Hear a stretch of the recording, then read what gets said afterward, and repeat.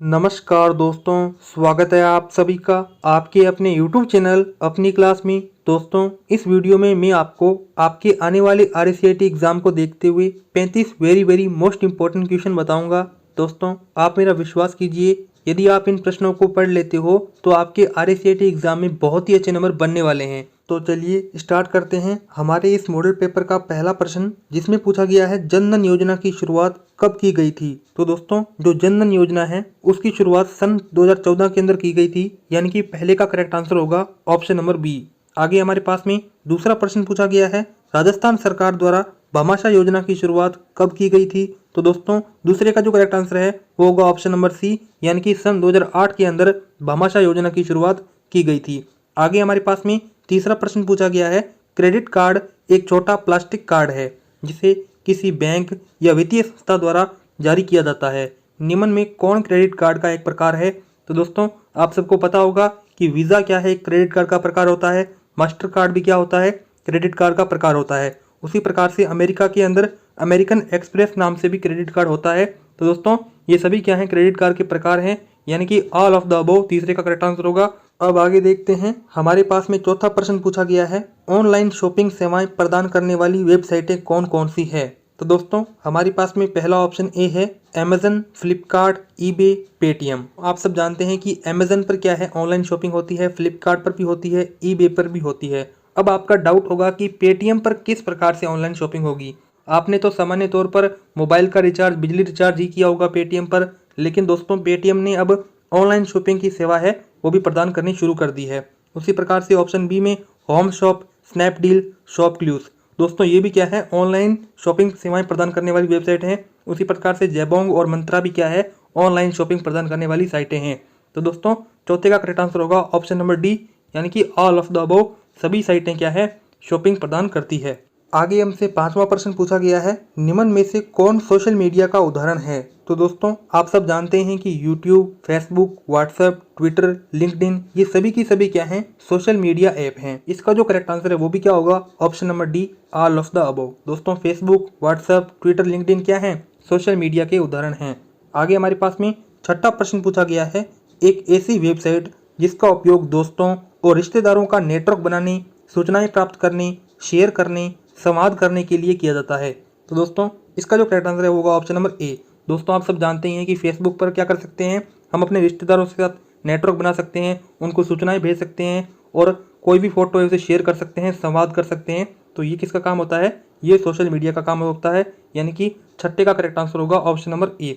आगे चलते हैं, यदि आप किसी भी सवाल में अटक गए हो या फिर आपसे वो सवाल सोल्व नहीं हो पा रहा है तो बस आपको डाउटनेट ऐप पर उस सवाल का फोटो खींचना है। फिर इसके तुरंत 5 सेकंड के बाद आपको उस सवाल का पूरा सॉल्यूशन मिल जाएगा। और आपको बता दूं कि डाउटनेट ऐप पर बोर्ड परीक्षाओं की तैयारी भी बहुत ही अच्छी तरीके से करवाई जाती है। साथ ही आप यहाँ पर नीट, IIT जैसी परीक्षाओं की तैयारी भी कर सकते हैं। अभी इस समय डाउटनेट ऐप पर कक्षा 9वीं से 12वीं तक के विद्यार्थियों के लिए लाइव क्लासेस भी चलाई जा रही है, यानी कि अब सारी पढ़ाई होगी डाउटनेट ऐप पर। तो आप आज ही इस ऐप को डाउनलोड कीजिए और पढ़िए ऑनलाइन। हमारे पास में सातवां प्रश्न पूछा गया है, निम्न में कौन राजस्थान संपर्क में शिकायत निवारण प्रक्रिया का चरण नहीं है। तो दोस्तों, आप सब जानते ही हैं कि राजस्थान सरकार द्वारा आम आदमियों की जो शिकायत है उसको सुनने के लिए राजस्थान संपर्क पोर्टल का निर्माण किया है।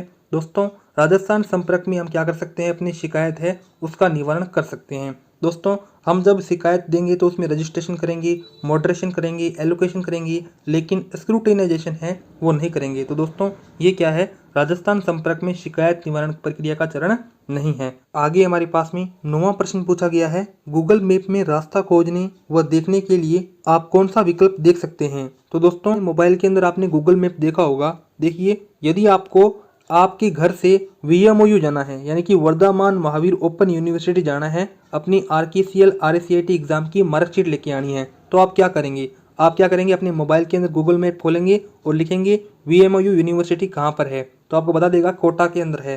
तो दोस्तों, इसमें आप क्या कर सकते हैं, चल के भी जा सकते हैं, कार और बाइक से भी जा सकते हैं, और जो पब्लिक ट्रांसपोर्ट होता है जैसे कि रेल वगैरह, उन पर भी जा सकते हैं। यानी कि गूगल मैप पर ये सभी जो रास्ते हैं वो आपको मिल जाएंगे, यानी कि करेक्ट आंसर होगा ऑप्शन नंबर डी। आगे हमारे पास में 10वां प्रश्न पूछा गया है, गूगल मैप आपकी स्थिति का पता लगाने के लिए किसका उपयोग करता है। दोस्तों, अब मानिए कि आप कोटा चले तो गए, लेकिन आपको पता नहीं है कि मैं कहाँ पर आ गया हूँ, तो आप क्या करेंगे, अपने दोस्त को अपनी लोकेशन भेजेंगे। तो दोस्तों, अपनी लोकेशन है वो भेजेंगे और वो आपकी लोकेशन को ट्रैक करेगा। किसके माध्यम से? जीपीएस के माध्यम से। किसके माध्यम से दोस्तों? जीपीएस के माध्यम से। जीपीएस की फुल फॉर्म होती है ग्लोबल पोजिशनिंग सिस्टम। यानी कि 10वीं का जो करेक्ट आंसर है वो होगा ऑप्शन नंबर बी। आगे हमारे पास में 11वां प्रश्न पूछा गया है, निम्न में कौन इंटरनेट कनेक्टिविटी का एक प्रकार है? तो दोस्तों हमारे पास में पहला ऑप्शन ए है डायल अप और वाईफाई।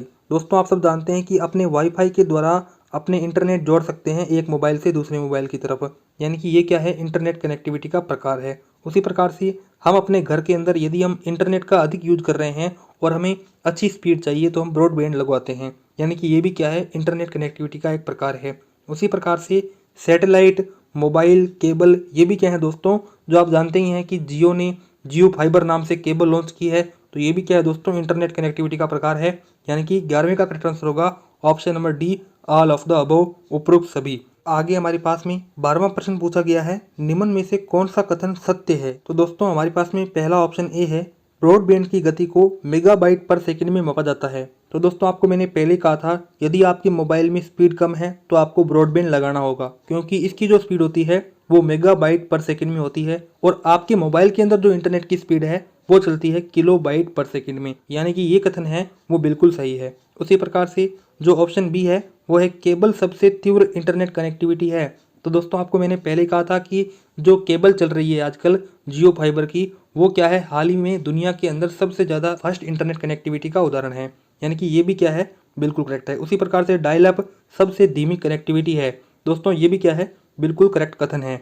यानी कि उपरोक्त सभी सत्य कथन है। तो दोस्तों 12वें का करेक्ट आंसर होगा ऑप्शन नंबर डी। आगे हमारे पास में 13वां प्रश्न पूछा गया है, वाईफाई में इंटरनेट एक्सेस करने के लिए किसका उपयोग किया जाता है? तो दोस्तों आपको सबसे पहले वाईफाई की फुल फॉर्म आनी चाहिए।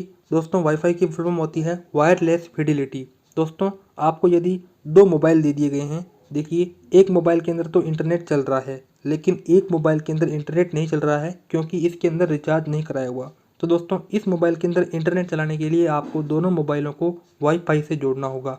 दोस्तों वाईफाई एक ऐसी सेवा है जिसमें हम दोनों मोबाइलों को वायर के बिना कनेक्ट करके इंटरनेट चला सकते हैं। अब इस मोबाइल के अंदर इंटरनेट चले, इसकी शर्त यह है कि दोनों ही मोबाइलों को वाईफाई से कनेक्ट किया जाए और मोबाइल जब वाईफाई से कनेक्ट हो तब इनके मध्य कोई भी वायर का यूज ना हो, क्योंकि वाईफाई क्या है? एक रेडियो फ्रिक्वेंसी दर्शाता है। उसी प्रकार से दोस्तों दोनों ही मोबाइलों के अंदर वाईफाई का फंक्शन है वो होना चाहिए, यानी कि दोनों ही मोबाइल वाईफाई कंपेटेबल डिवाइस होने चाहिए। उसी प्रकार से दोनों ही मोबाइलों के अंदर हॉटस्पॉट भी होना चाहिए, यानी कि वायरलेस एक्सेस पॉइंट है वो भी होना चाहिए। तो दोस्तों किसी भी मोबाइल के अंदर वाईफाई से हम यदि इंटरनेट एक्सेस करना चाहते हैं तो ये सभी चीज़ें होनी चाहिए, यानी कि 13वें का करेक्ट आंसर होगा ऑप्शन नंबर डी। आगे चलते हैं, हमारे पास में 14वां प्रश्न पूछा गया है, भामाशाह योजना का मुख्य उद्देश्य क्या है? तो दोस्तों आप सब जानते ही हैं कि भामाशाह योजना के अंदर जो मुख्य होती है वो होती है महिला, यानी कि भामाशाह योजना द्वारा महिला सशक्तिकरण हो रहा होता है। उसी प्रकार से प्रभावी सेवा वितरण है वो भी हो रहा होता है और वित्तीय समावेश है वो भी भामाशाह योजना द्वारा हो रहा होता है। तो दोस्तों 14वें का करेक्ट आंसर है वो ऑप्शन नंबर डी। आगे हमारे पास में 15वां प्रश्न पूछा गया है, राजस्थान संपर्क, जिसमें हम अपनी शिकायत है वो डाल सकते हैं और उसकी जो सुनवाई है वो राजस्थान सरकार खुद करेगी। देखिए लिखा हुआ है राजस्थान संपर्क को जून 2014 से शुरू किया गया, इसमें शामिल हैं। तो दोस्तों 15वें का करेक्ट आंसर है वो ऑप्शन नंबर डी। यानी कि यदि आपको कोई टीचर है वो आपसे मारपीट करता है या आपको अपशब्द बोलता है तो आप शैक्षणिक संस्थान है उसकी शिकायत भी कर सकते हो। और यदि आपको सरकारी विभाग के अंदर मूल निवास जाति प्रमाण पत्र नहीं बना के दे रहा तो उस अधिकारी के खिलाफ भी आप क्या कर सकते हो?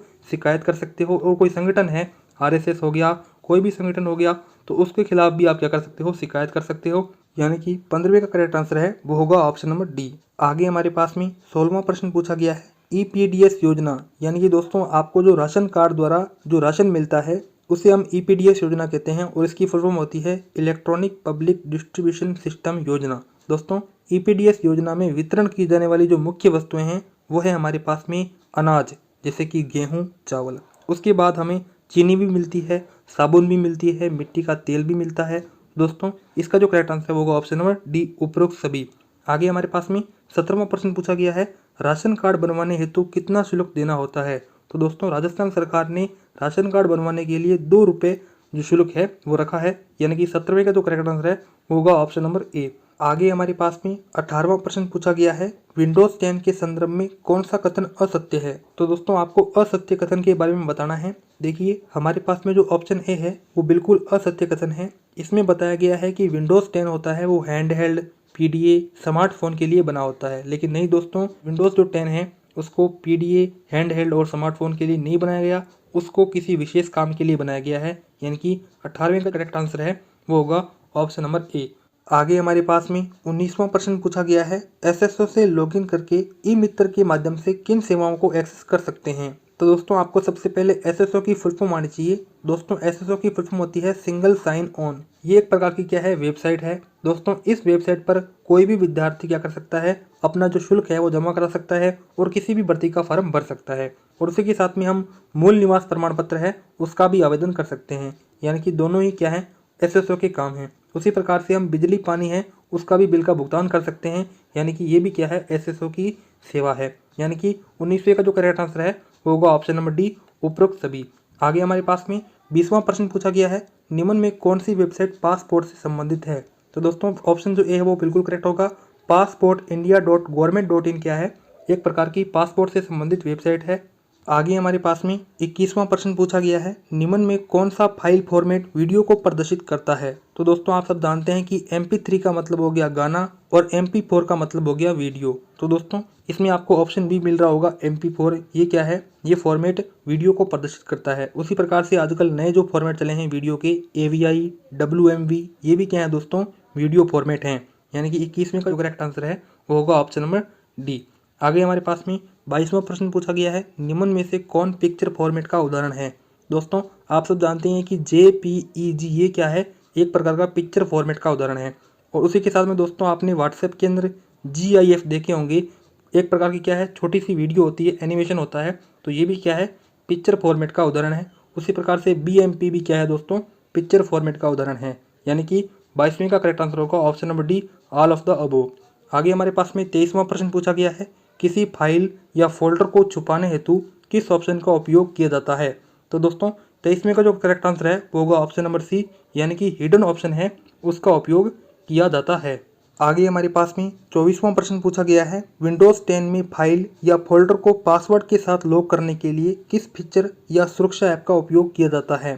तो दोस्तों इसका जो करेक्ट आंसर है वो होगा ऑप्शन नंबर सी, यानी कि फोल्डर लॉक। आगे हमारे पास में 25वां क्वेश्चन पूछा गया है, किसी भी वेबसाइट से डाटा या दस्तावेज कॉपी करना किस प्रकार का अपराध है। दोस्तों यदि हम किसी भी वेबसाइट से डाटा या कोई डॉक्यूमेंट कॉपी करते हैं और अपनी वेबसाइट पर वो अपलोड करते हैं तो उसे बोलते हैं कॉपीराइट। यानी कि 25वें का करेक्ट आंसर है वो होगा ऑप्शन नंबर बी। आगे हमारे पास में 26वां प्रश्न पूछा गया है, साइबर हमलों से किस प्रकार बचा जा सकता है। तो दोस्तों आपको सबसे पहले साइबर हमले का मतलब पता होना चाहिए। दोस्तों हम कोई भी मोबाइल चलाते हैं और अपने बैंक से कोई लेन देन करते हैं तो होता ये है कि हम जितने रुपए कटवा रहे होते हैं उससे ज़्यादा कट जाते हैं। जैसे कि हम 4000 रुपये निकलवा रहे हैं तो होता ये है कि हमारे 8000 रुपये निकल जाते हैं।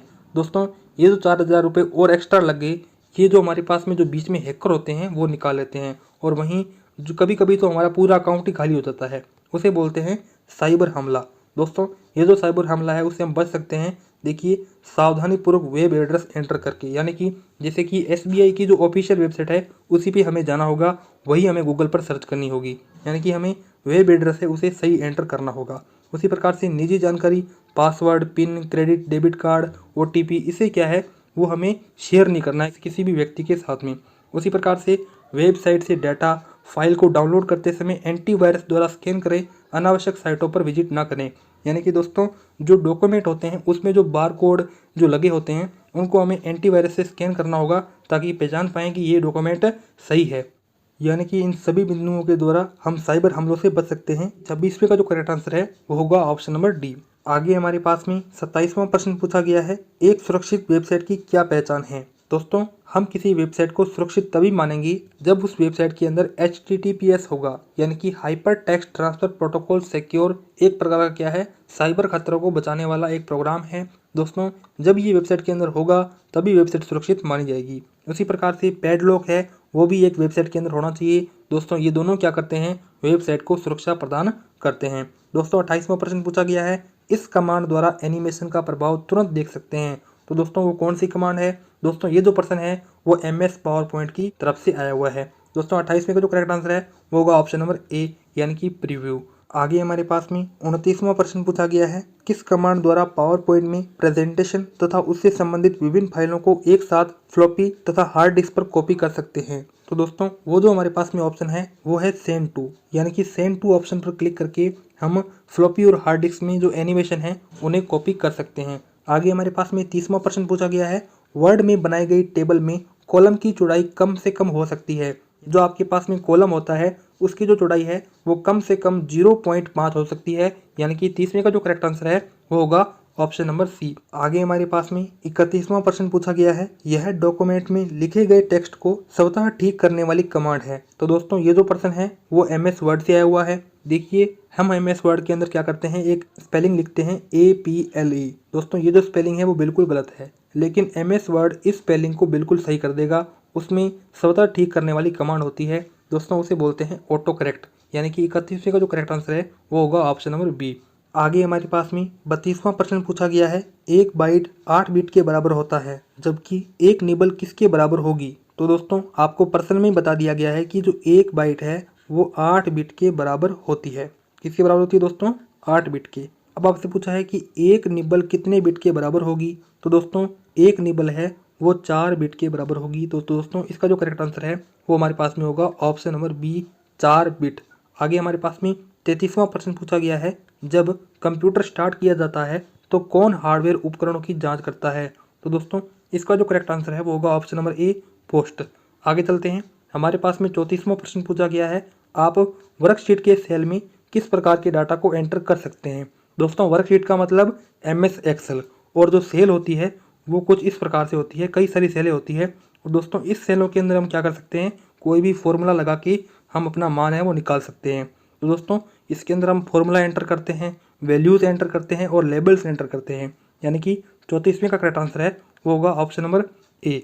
आगे हमारे पास में इस पेपर का अंतिम और 35वां प्रश्न पूछा गया है, निम्न में से कौन एक वैल्यू का उदाहरण नहीं है। दोस्तों वैल्यू आपको पता ही है कि किसी भी MS एक्सेल की सेल में डलती है। दोस्तों ये जो वैल्यू है वो 350 भी हो सकती है, मई 10, 2001 भी हो सकती है, 57% भी हो सकती है, लेकिन सीरियल नंबर 50,771 है वो वैल्यू नहीं हो सकती। तो दोस्तों 35वें का जो करेक्ट आंसर है वो होगा ऑप्शन नंबर बी। दोस्तों इस प्रकार से मैंने आपको इस वीडियो के अंदर आपके RCET एग्ज़ाम का एक बेस्ट और शानदार मॉडल पेपर बताया, जिसमें टोटल 35 प्रश्न रहे। जल्दी से आप मुझे कमेंट करके बताएं कि आपके इन 35 प्रश्नों में से कितने प्रश्न सही हुए।